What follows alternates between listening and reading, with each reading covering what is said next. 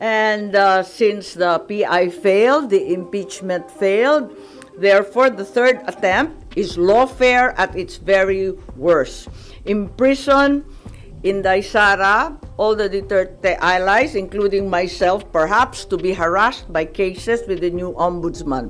Plunder will be the name of the game, no bail, and imprisonment until 2028. I will be very, very surprised kung aabot si VP Sara na malaya kapag naupo itong uri ng ombudsman.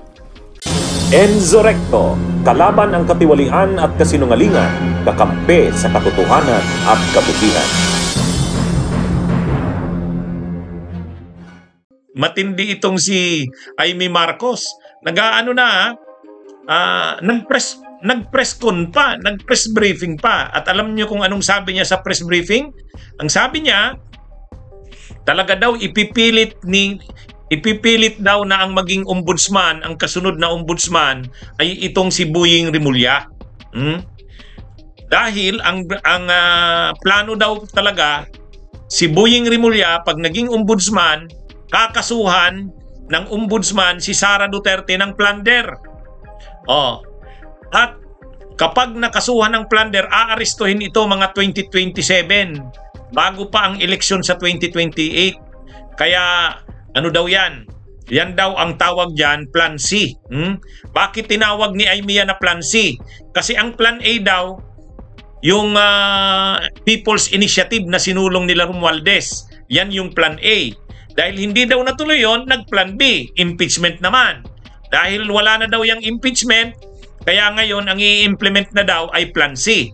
Ngayon, itong Plan C, kakasuhan na lang si Sara. Kailangan dyan para makasuhan si Sara, ombudsman.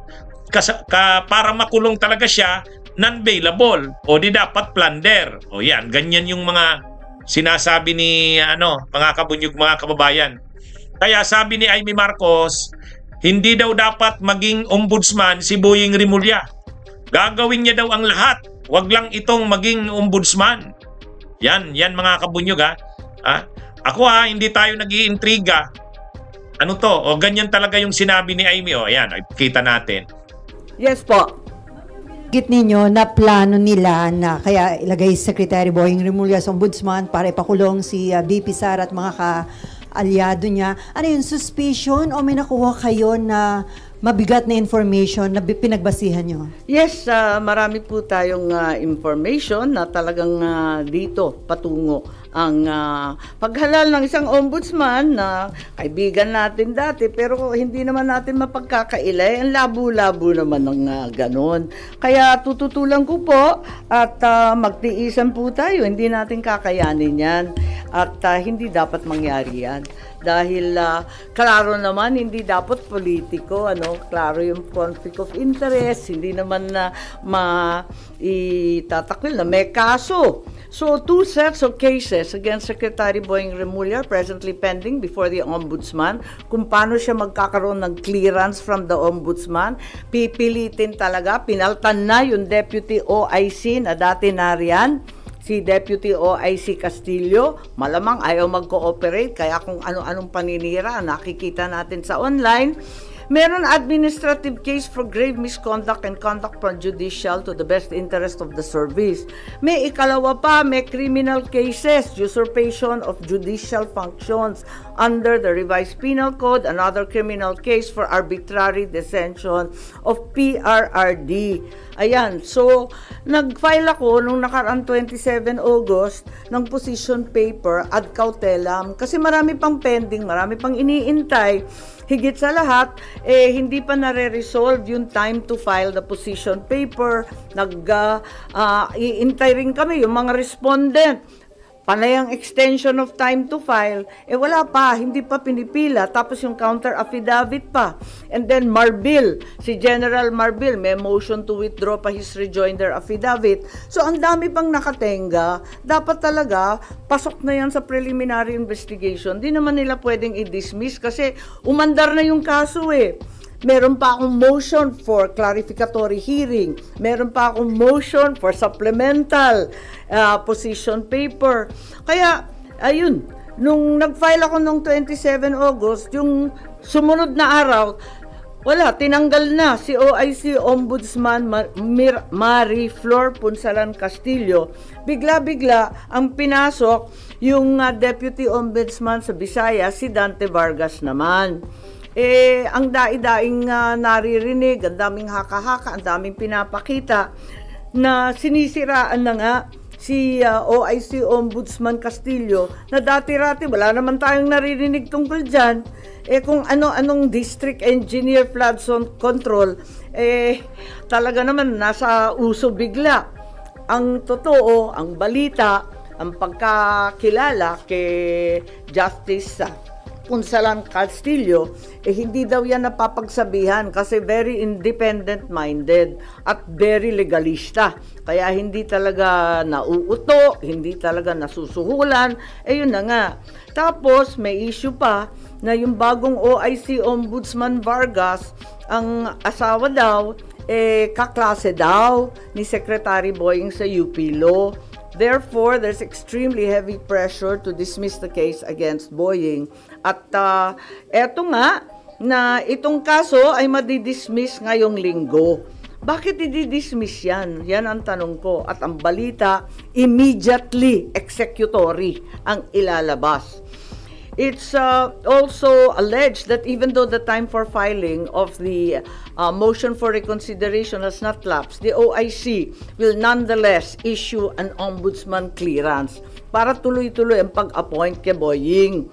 It's very bothersome if the cases will be dismissed days after the position papers were filed. Kulang pa yung response galing sa mga respondent. Marami pang pending incident. I-dismiss. Ang dami pang nakatenga. Hindi ba nakakaduda yan?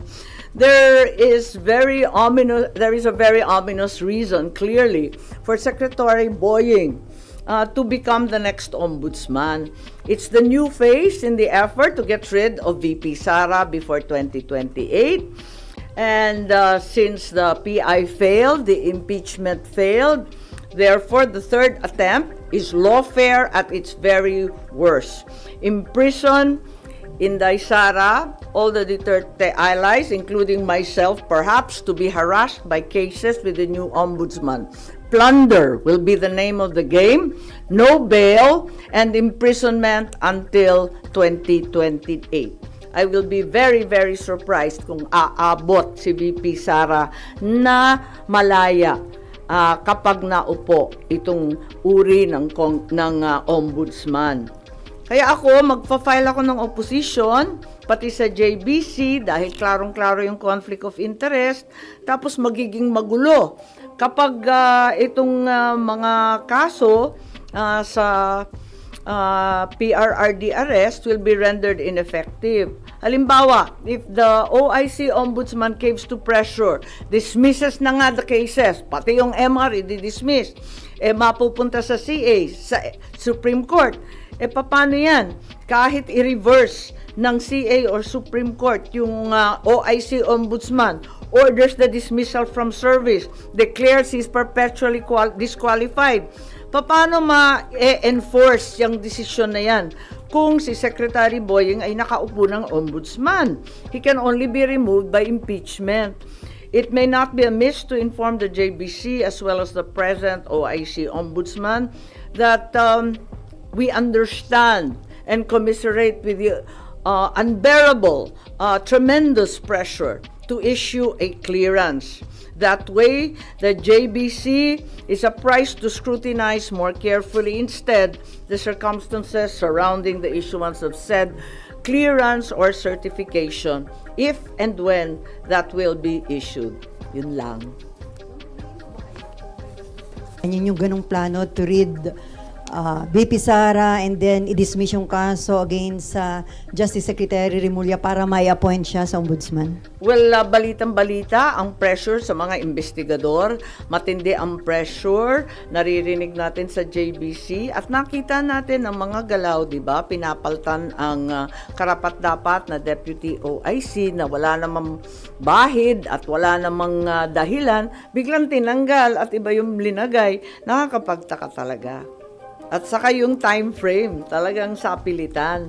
As a deadline, may mga deadline silang hinahabol. Ma'am, ano pang magagawa pa po nung isasubmit yung opposition kung ongoing na po yung selection ng JBC ngayon for Ombudsman po? Oo nga, yun, na talagang tignan natin, sana makinig sila and sana intindihin nila kung gaano kaihalaga ito sa buhay ng ating bansa. Na isang tabi na ng todo-todo ang problema ng baha. Malunod na tayo sa tubig at korupsyon, basta yung ambisyon na lamang ng iilan ang nangingibabaw. Bunyog, bunyog, halikan na kasama ka. Bunyog, kapag buklod ay may pag-asa. Luzon, Visayas, Mindanao, isa ang pananaw. Sa bagong Pilipinas ang bunyog isisigaw.